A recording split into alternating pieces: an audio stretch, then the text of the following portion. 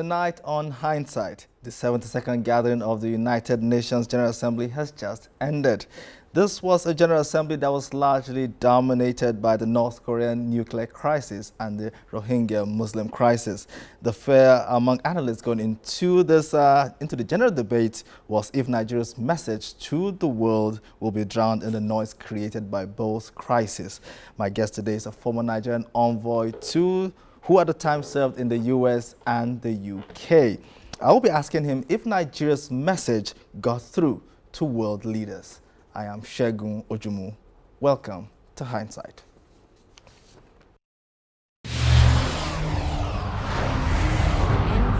SEGUN OJUMU. On this program, we'll be bringing you news, views, and exclusive interviews with security that cut across humanitarian aid. It becomes easier to do business in Nigeria. Now, Nigeria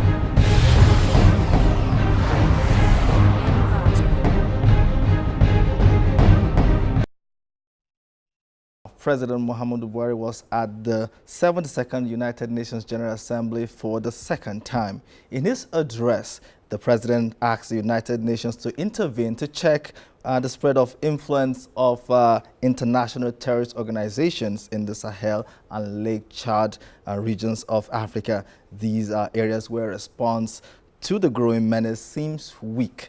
He also advocated the setting up of a strong delegation led by the United Nations Security Council to engage with the leader of North Korea to decelerate its nuclear program. Now let's take a listen to what the president had to say last week.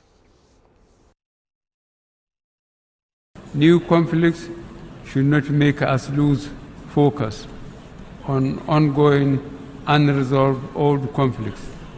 For example, several United Nations Security Council resolutions from 1967 on the Middle East crisis remain unimplemented. Meanwhile, the suffering of the Palestinian people and the blockade of Gaza continue. Additionally, we are now confronted by the desperate human rights and humanitarian situation in Yemen, and most tragically in the Rakhine state of Yemen.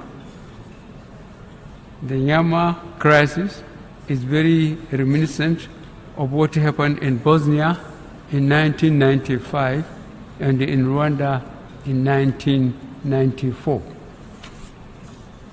The international community cannot remain silent and do not condemn the horrendous suffering caused by what, from all indications, is a state-backed program of brutal depopulation of the Rohingya inhabited areas in Myanmar on the basis of ethnicity and religion.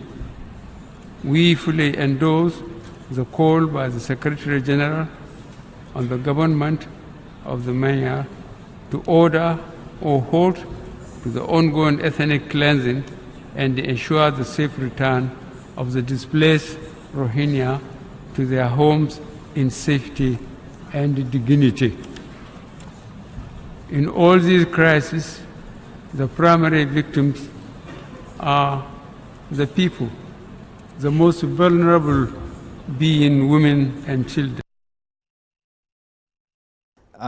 Okay, now I should say here that it's actually the president's third appearance at the United Nations General Assembly. It was there in 2015, 2016, and of course in 2017. Now, joining me to discuss Nigeria's participation at this year's United Nations General Assembly is somebody who has been there and done that. He's Ambassador USMAN BARAYA. He is, well, at the time, Nigeria's envoy who served in the US, in the UK, in Saudi Arabia, and a few other countries. Ambassador, thank you very much for coming on the program. Thank you so very much. Thank you for having me. It's been hard tracking you down, but then finally you're here. Thank you.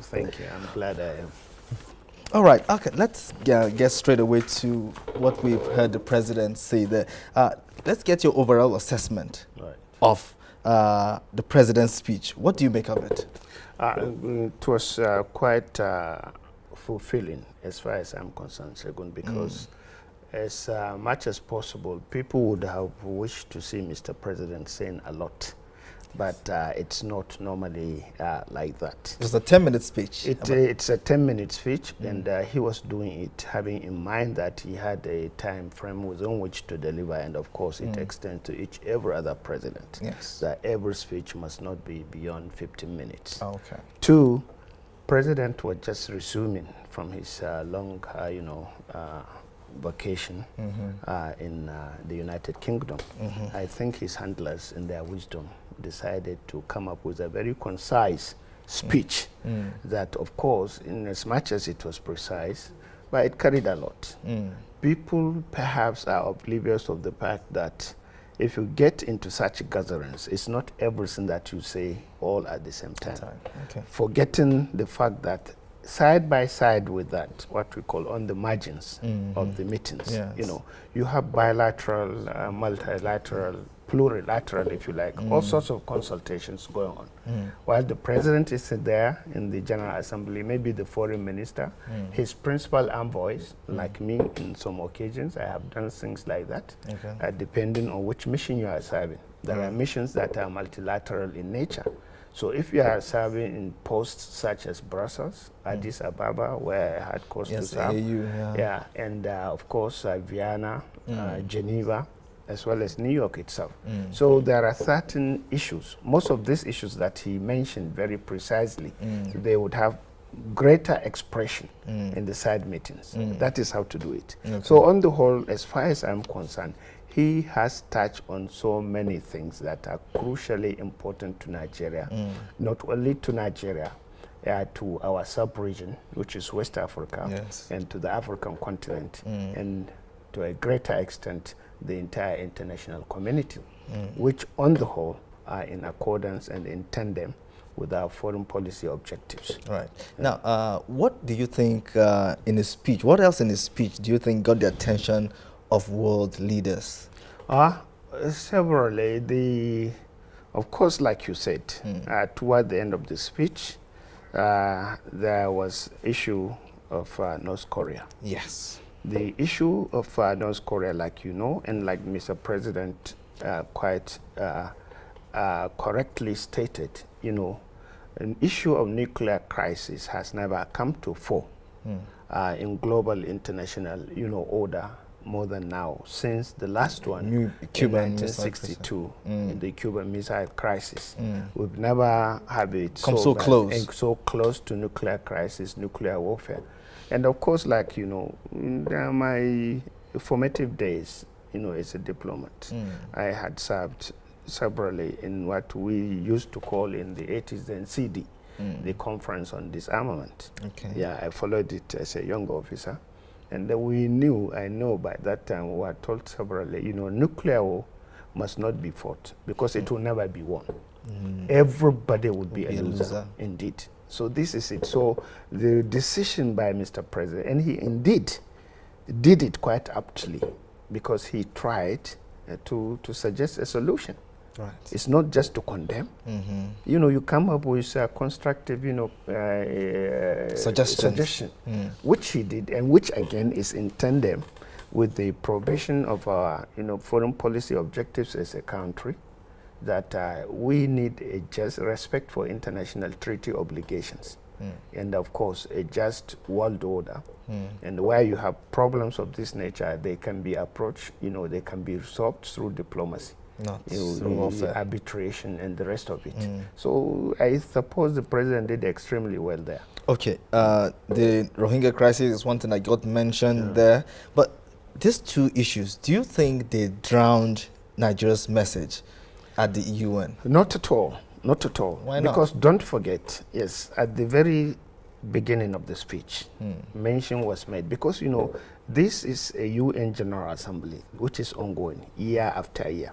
So the first paragraph actually of Mr. President's speech addressed some of the issues, which actually is like a chapeau to the address about the new Iran nuclear deal, about the Korean, of course, situation, and which other issue? The third one. Rohingya. It wasn't that, but I think it's our situation in the Sahel. The Sahel, yeah. The Sahelian situation. So these are issues. And once he mentioned Sahel, and of course, Sahel goes together with Lake Chad, Lake Chad Basin, Lake Chad Basin Commission.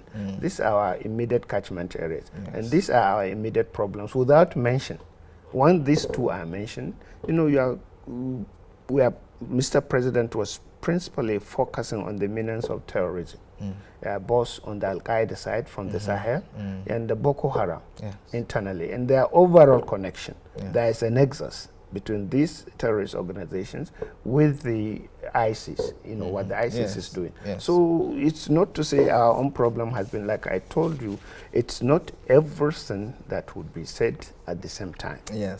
So our problem, definitely, it was there. It's a West African problem. And of course, he mentioned issues of conflict prevention and management through the African Union and other related bodies, but the overall, under the overall umbrella of the United Nations, because they give the permission. Even as a regional organization, you want to carry out certain things, it is the UN Security Council that would give you the permission to do it, because the overall responsibility for international peace and security lies squarely with the United Nations. Okay, next, our State House correspondent, Kende Amudu, captures the moment President Muhammadu Buhari left the Millennium Hotel in New York for a stopover in London. In this report, he says Nigeria's stature on the international or the global stage is seen by experts to have diminished in the past 1 year. However, the president's men see his participation at this year's General Assembly as a big boost to Nigeria's dwindling influence. We're going to take that report and then this discussion will continue. President Buhari departs New York after what is seen by experts as a successful outing at the United Nations General Assembly. There is a sense of fulfillment amongst the president's delegation. There is no doubt now in the international arena that the Nigerian president is back to full health. A strong delivery of Nigeria's statement at the general session put paid to that. Since the Cuban Missile Crisis of 1962, we have never come so close to the threat of nuclear war as we have now. Mr. President, Nigeria proposes a strong United Nations delegation to urgently engage the North Korean leader. Experts believe that his statement reasserted Nigeria's leadership role on the African continent. The President haven't identified the problem that North Korea poses with the nuclear ambition, now gave to me a more practical approach to it, that we can now all avoid all this war. So he called on the United Nations not to be discouraged with other decisions that are taken long time ago for decades, and with other new challenges of insecurity, humanitarian and other problems facing the world. The icing on the cake was U.S. President Donald Trump's meeting with some African leaders on the sidelines of the summit. Nigeria's president was one of 9 African leaders at the meeting, at which President Trump expressed willingness to halt the advance of terrorism on the African continent. The United States will partner with the countries and organizations like the African Union that lead successful efforts to end violence, to prevent the spread of terrorism, and to respond to humanitarian crises. The U.S. president's charge speaks volumes, and for now silences those advancing the narrative that the U.S. has blacklisted Nigeria because of the very vocal separatist agitations within its borders. He was actually very complimentary about African countries and African governance. And that's what Nigeria has always stood for. That's what we did in preventing conflict in Gambia. That's what we did in Cote d'Ivoire. That is what we have continued to do around the world. Sierra Leone, Liberia. So I guess that's our lot in the world. After a successful outing on the world stage, President Buhari must now return home to find solutions to the many pressing problems in the country. Okay, we're still here with Ambassador Baraya. Okay, How would you describe this outing? Was it successful? Definitely, there were some things that were left unsaid, weren't there?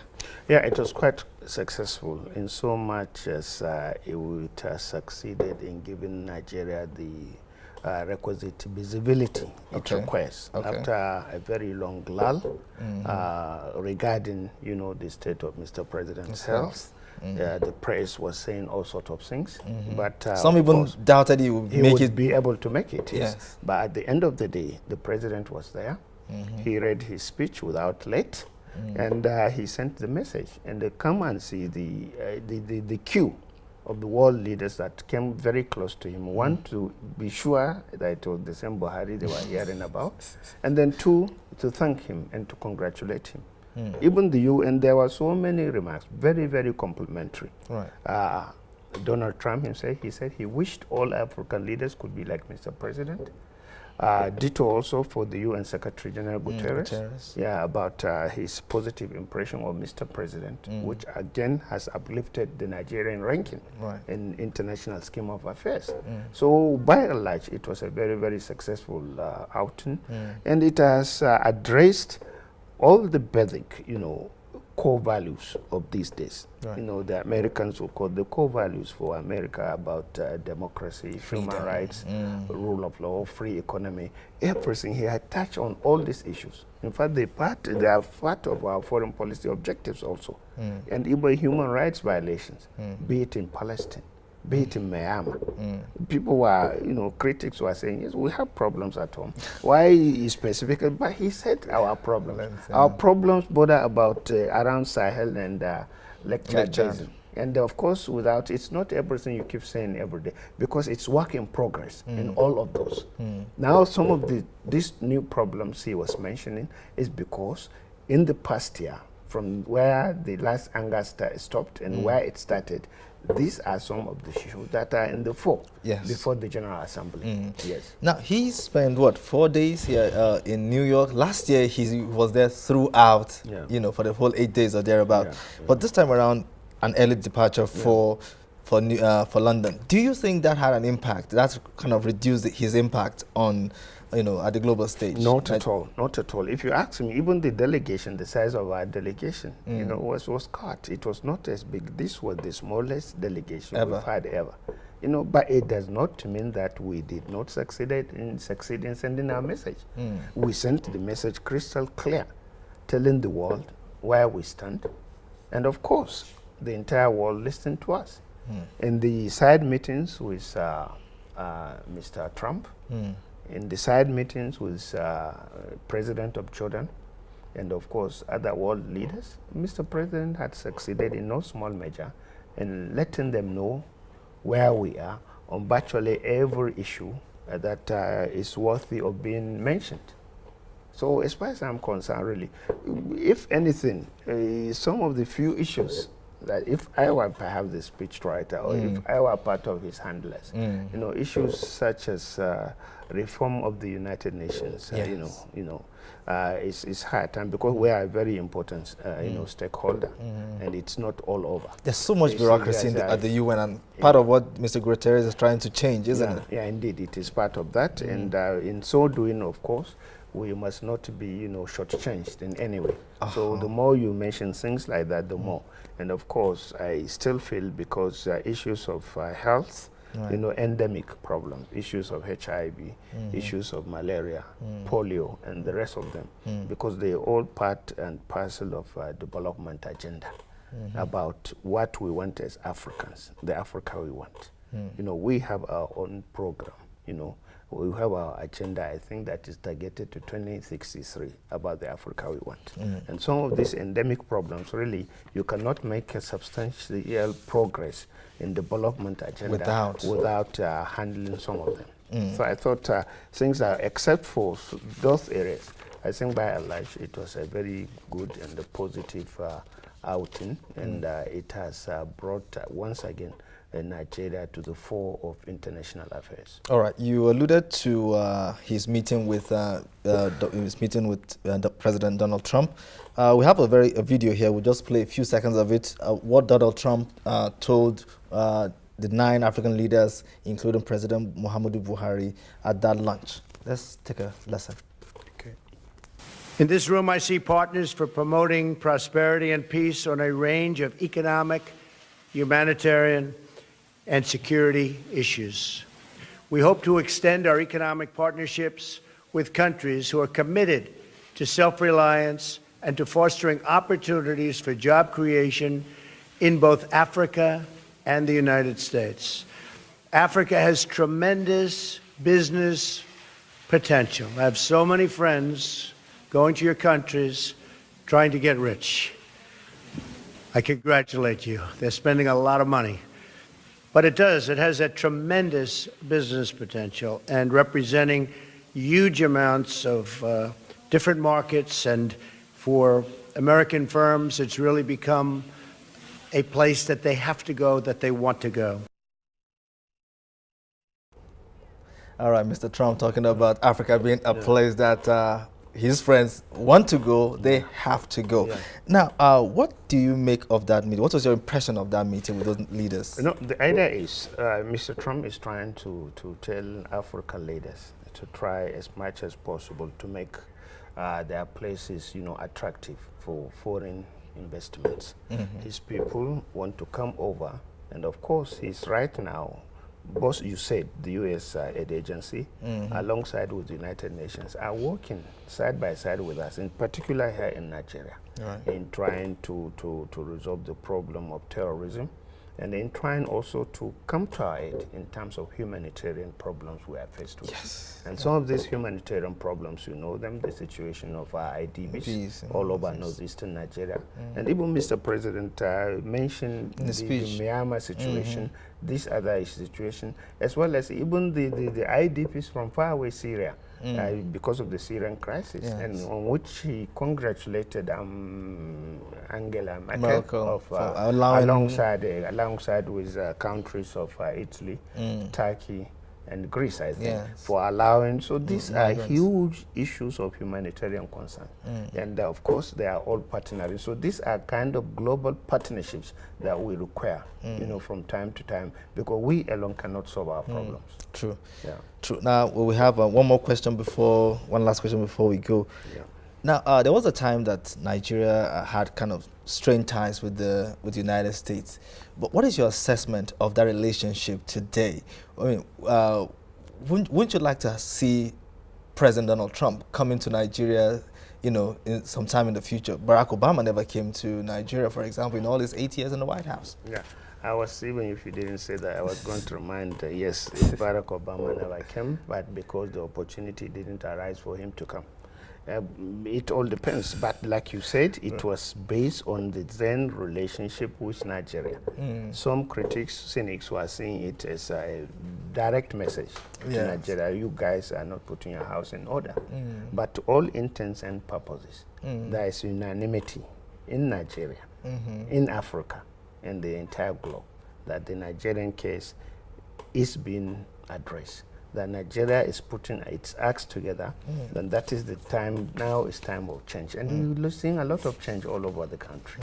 Yeah, so I think it's based on what Trump also said about Mr. President and his country.